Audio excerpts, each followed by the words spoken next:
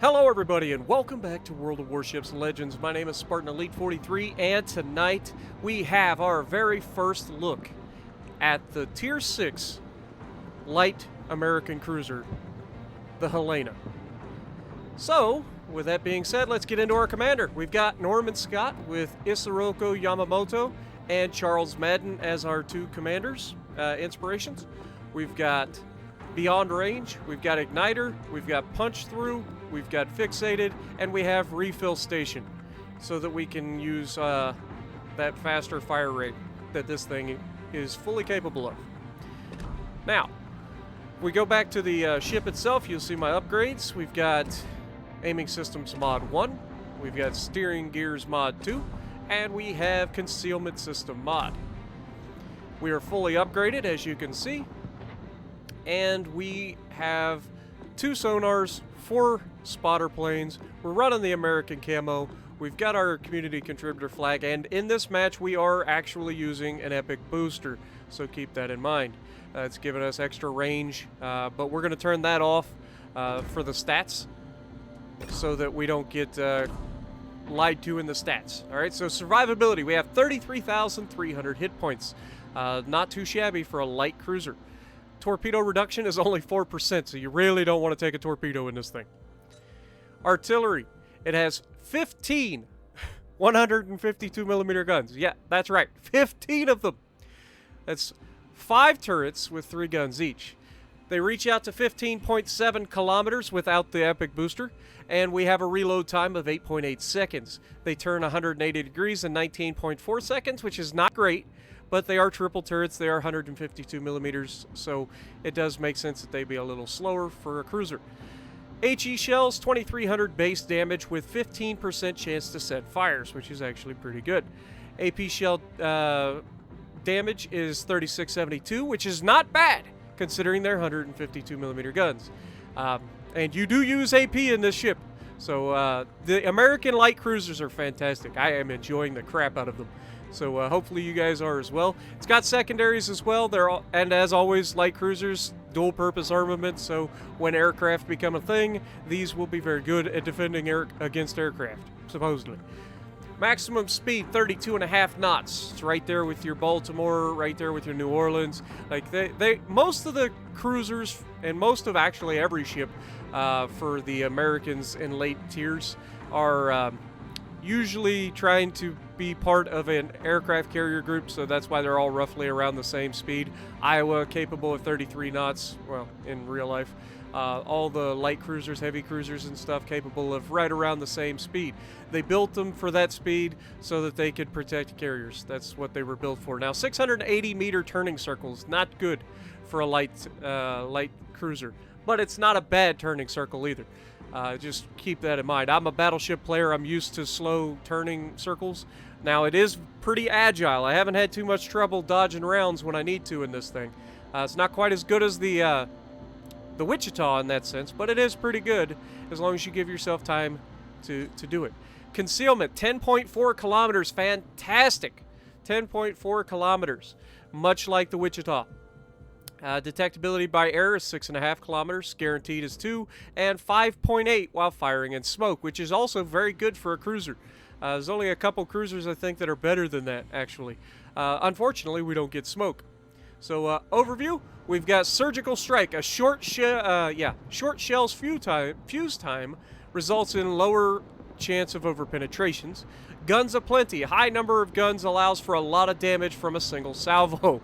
Yes, it does. Ask the Fiji that I one-tapped in a match prior to the one that you guys are going to see. Literally, he goes broadside onto me, and I had armor piercing loaded, and I hit him with all 15 guns and citadeled the snot out of him. So you do not want to think that this is just an HE spammer. It is not. These ships are going to be particularly deadly in the hands of skilled players. I consider myself a decent player. I know I'm above average, but these things are nasty.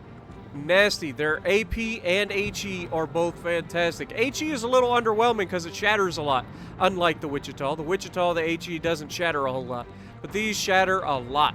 But you can still set fires with them. Sluggish shot, shooting straight up into the orbit of the Earth. You know, these orbital strikes are pretty ridiculous. Helena, a light cruiser close to Brooklyn-class ships, but with a different architecture and full-fledged dual-purpose artillery. One of the few ships of her type in the world that carried 15 152mm guns as her main battery. She entered service in 1939, and there were 2 ships in the series. Now, I do happen to know that the Helena was actually one of the ships in Pearl Harbor that was damaged, heavily damaged, I believe, in Pearl Harbor. She took multiple torpedo hits because she was confused as a battleship. But yeah, she was not sunk in Pearl Harbor, but she did sustain significant damage.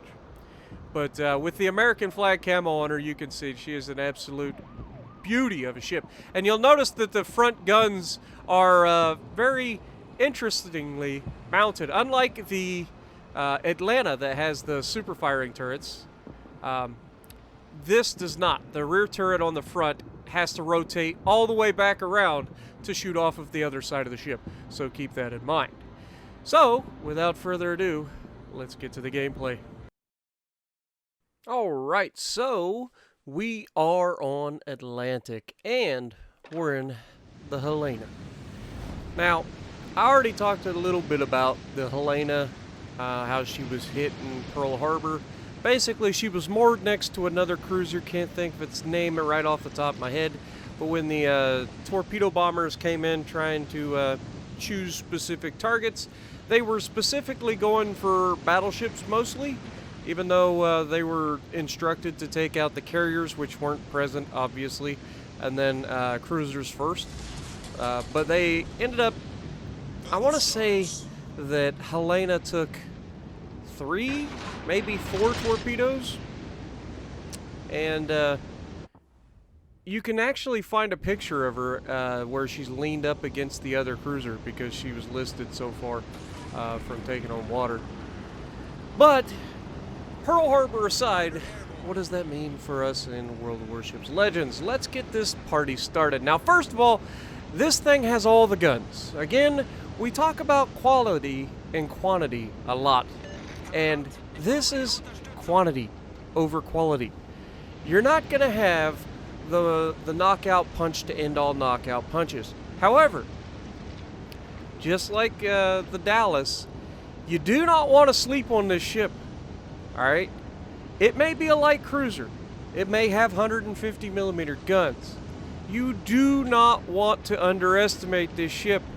Not only can it burn you down with relative ease and pretty decent accuracy in the right hands, even though they do launch orbital strikes, but the armor piercing in this is pretty darn good as well.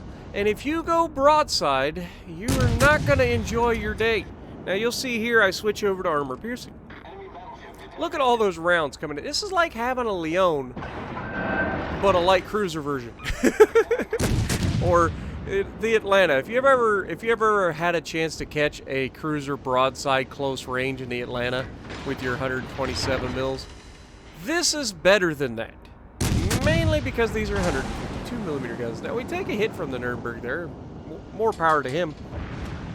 I'm gonna take another hit real quick. No real super bad damage. But we're gonna post up behind this island. There's a couple battleships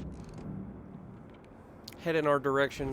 The Ragnarok is one of them, and we're going to start to do the old Roman candle technique, which is we're just going to sit over here, pop off a shot every so often, and try to set some fires.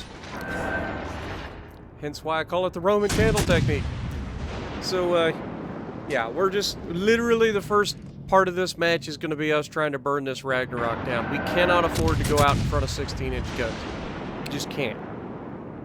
And while our team is lighting them up, it gives us the opportunity to try to burn them. Now you'll notice we get a lot of shatters.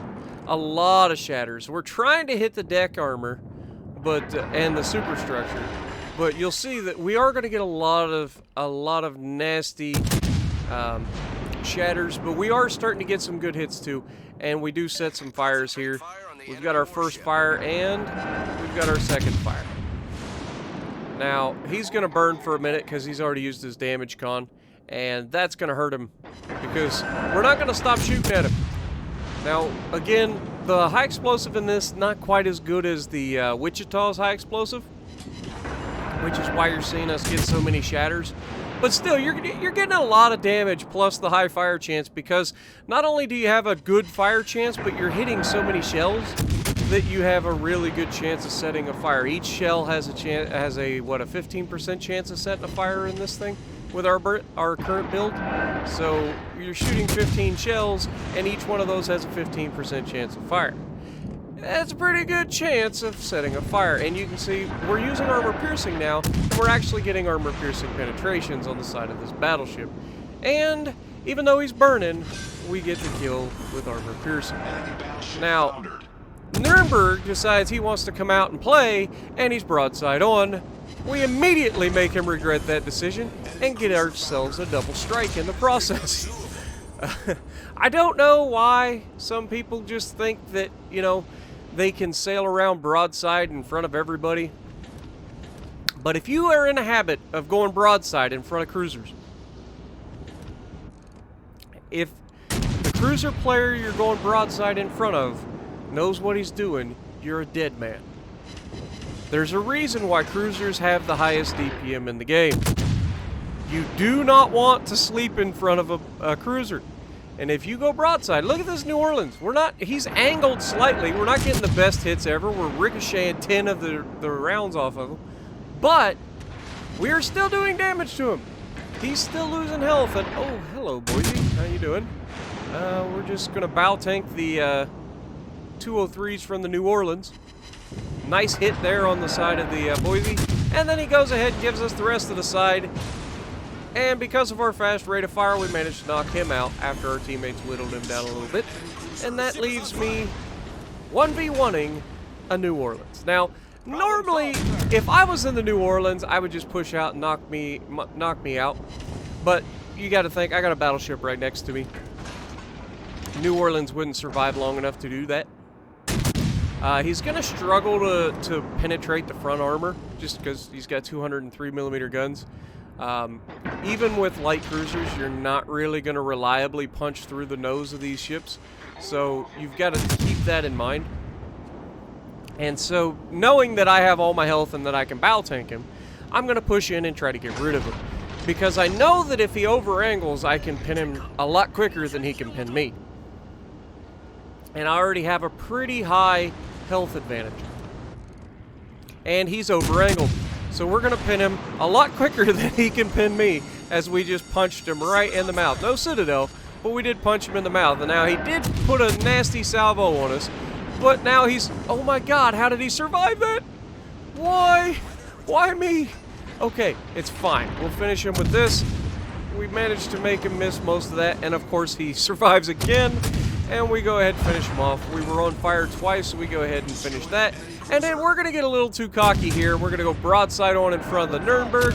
He's going to hit us with high explosive.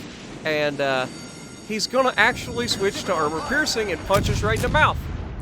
And that is exactly why you can't afford to go broadside in front of a cruiser. But we got pretty fortunate. We managed to survive the engagement. We're going to have the fire burn out on us. We're not going to have a whole lot of health left. But we just got our Kraken unleashed. Already? Yeah, it was a pretty quick match. It's not a whole lot to it. But I'm really digging these American light cruisers, I'm not going to lie. I didn't think that they would be my style, but they have like the perfect combination of mobility, enough protection that unless you're a complete doofus and going broadside in front of everybody, you're going to be okay.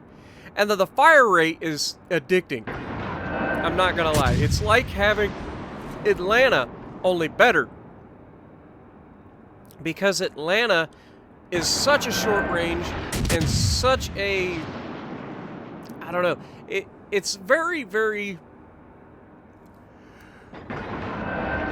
situational. I apologize. I had to yawn. It's literally 3:30 in the morning here. I haven't been to sleep yet, so I'm a little tired. It's probably why this video is not quite as energetic as normal, but Teammates managed to finish him off. We couldn't hit him. He was sailing away from us at max range. 80,000 damage done. A Kraken unleashed. Double strike in there. Who needs torpedoes? Am I right? 2100 base XP, top of the leaderboard. So, yeah, I'm a fan of the American light cruisers so far. I can't wait for the Cleveland. So if you like what I'm doing, punch the like button, leave a comment below, subscribe to the channel if you haven't already, and as always, I will see you in the next video.